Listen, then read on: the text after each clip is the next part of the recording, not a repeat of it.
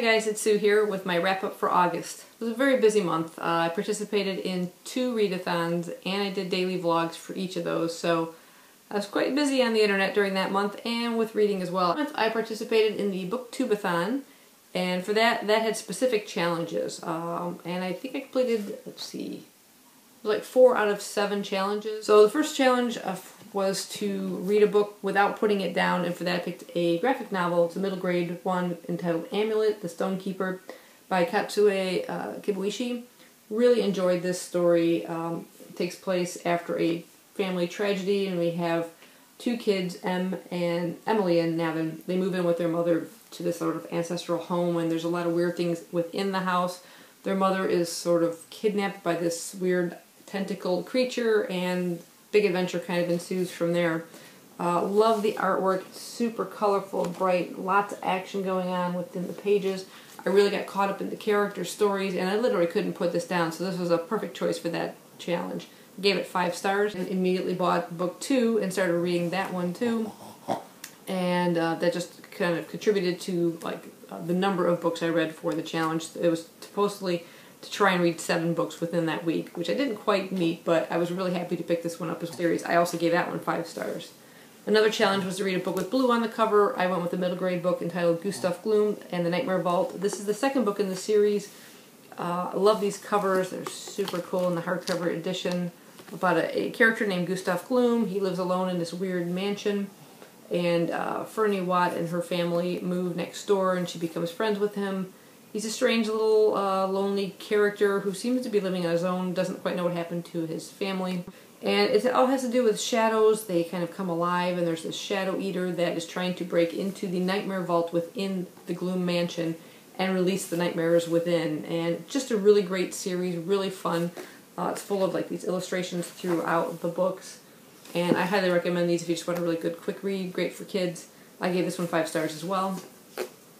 Another challenge was to read a book that you recently purchased, and I went with a manga that was in my recent book haul, which was Solon. This is by Inio Asano. Really great coming-of-age story about this young girl. Her name is Meiko.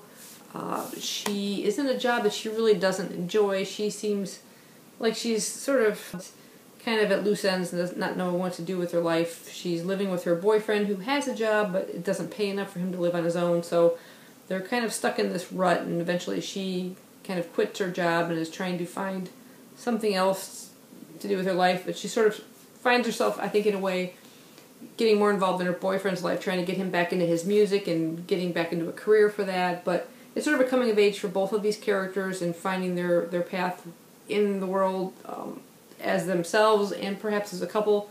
It's kind of bittersweet. Really enjoyed it. Like the artwork too in it. Just got caught up in the character stories, and I gave that one 5 stars. I also picked up a book, Mary the Summoning. This is by Hilary Monahan, and this challenge was to read a book whose author has the same last name, last initial as your last name. So it's the story of Bloody Mary, and this is one of the best ones I have read. I did not know going into it that it was the first book in a series, and I believe I mentioned in the videos that the 2nd book was coming out sometime in September, which we are now in September as I'm filming this, so I'm anxious to pick that one up and get going into it again. But really creepy images of Mary. I really got caught up into this one, and if you're looking for a really good ghost type story, you won't look at a mirror or a shiny surface the same way after reading this one. I highly recommend it. I also gave this one 5 stars.